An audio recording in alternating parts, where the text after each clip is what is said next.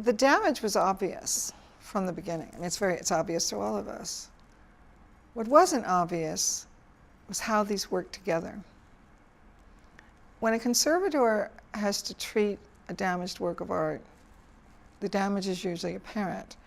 But what we spend a lot of time doing before we actually put our hands on the work of art is figuring out how these should look.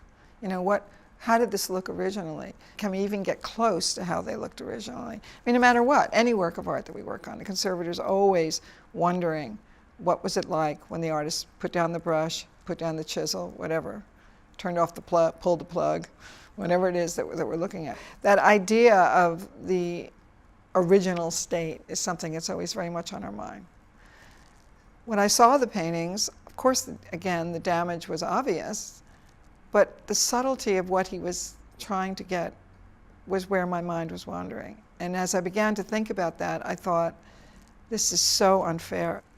So the opportunity to think of a system, or think of a way of recapturing how they may have originally looked was very tempting. We all got together, and I think that our minds were all in that area, sort of how can we get some sense of how these paintings looked when Rothko finished them, when they were first installed in Holyoke Center.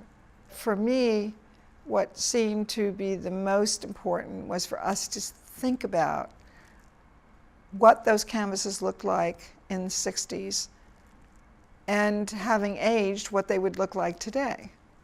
Because it was, in a sense, we couldn't make them look brand new. This isn't plastic surgery.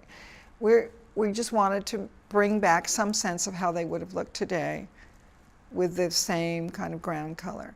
That's what led us to think about, well, there were 6 paintings. There weren't just 5.